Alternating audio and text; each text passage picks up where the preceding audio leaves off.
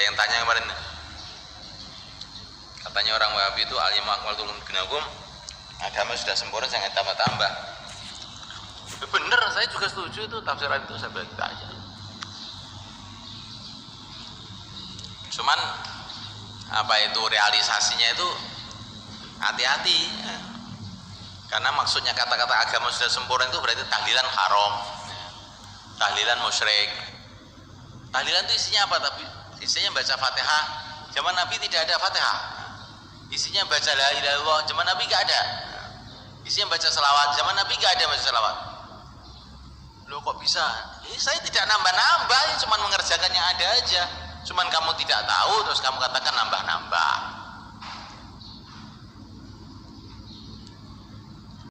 Zaman Nabi tidak ada maulid. Maulid itu apa sih? Zaman Nabi juga tidak ada salafi. Maulid itu apa? Maulid itu kan ngaji, cerita mengenai sejarah Nabi. Zaman Nabi gak ada itu cerita itu. Gak ada cerita Nabi itu. Madae, qasidah. Zaman Nabi gak ada qasidah. Enak aja kamu menuduh orang nambah-nambahi agama. Saya tidak nambah, ini cuma mengerjakan apa yang dulu ada aja. Cuman saya gobloknya kamu aja kamu katakan nambah-nambahi.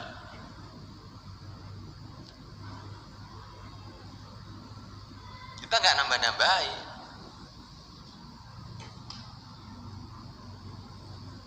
Kayak itu orang dakwah 3 hari, 40 hari, 40 hari. Zaman Nabi apa ada? Loh, kenapa nggak ada? Zaman Nabi tidak ada 3 hari. Nggak ada. Setahun juga ada. 23 tahun juga ada. Masa 23 tahun tuh nggak ada 3 harinya? Nah, 3 hari itu kita menentukan waktu untuk belajar mengamalkan agama. Kalau dia ngomong begitu, madrasah juga tidak ada zaman dulu. 6 tahun, 7 tahun itu nggak ada. Bukhari juga ada, Muslim juga nggak ada. Apa itu bid'ah? Nambah-nambahin namanya. Wong itu cuma mencatat apa yang terjadi pada zaman Nabi. Jadi kamu jangan mudah-mudah terkecoh dengan kata-kata mereka tuh. Al-yawma akmaltu lakum dinakum. Agama sudah sempurna, jangan ditambah-tambahi. Ibaratnya manusia itu sudah sempurna agama itu. Kalau hidung tambahi 2 nanti malah jelek katanya mereka. Enak. Kalau nambah hidung tuh bukan dengan ditambah 2 hidungnya, hidungnya tambah bagus begitu, bukan hidungnya ditambah. Jadi mereka itu kalau menuduh orang seenaknya sendiri, kalau dituduh tidak mau. Kelahnya itu macam-macam.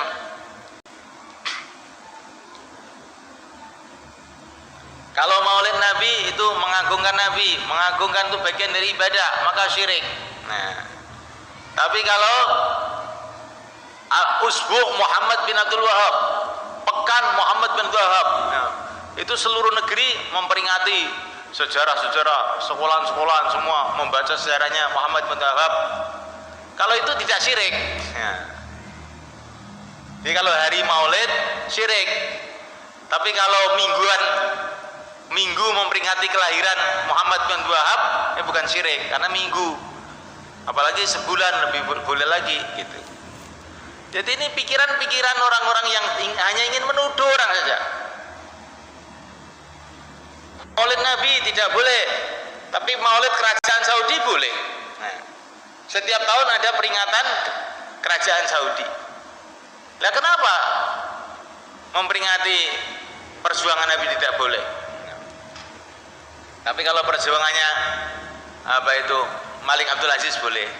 Karena itu ini semua adalah sebetulnya itu mereka itu pokoknya hanya ingin menang sendiri, bisa membunuh orang Islam dengan hujah-hujah yang tolol itu.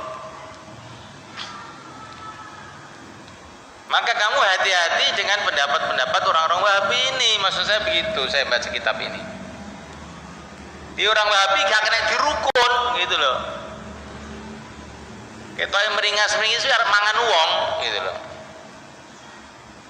Mana saja ada masyarakat di situ kok masuk paham Wahabi rububiyah uluhiyah nanti kan kafir-kafiran satu sama lain. Orang-orang sama sholatnya, sama baca Qur'annya, sama nabinya, sama rasulnya dikafir-kafirkan gara-gara ini ajaran tauhid rububiyah uluhiyah dan makna ibadah ini. Maka perkara ini kamu harus paham betul.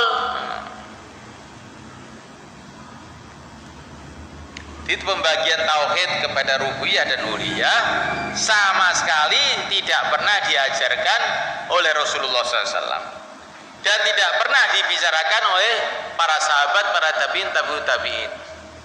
Pertama kali yang bicarakan itu ada Ibnu Taimiyah tahun 700 Hijrah, 700 tahun setelah Nabi wafat. Ringkasnya begitu. Kamu menuduh-nuduh orang bid'ah. Bid'ah terbesar adalah termasuk adalah tauhid rububiyah uluhiyah, ini bid'ah terbesar. Nabi dulu ada orang masuk Islam mengucapkan la ilaha illallah Muhammadur Rasulullah, sudah diterima, enggak ditanya tauhid rububiyah uluhiyah macam-macam begitu itu. Kamu itu hanya ingin memporak-pandakan, memecah belah umat Islam saja.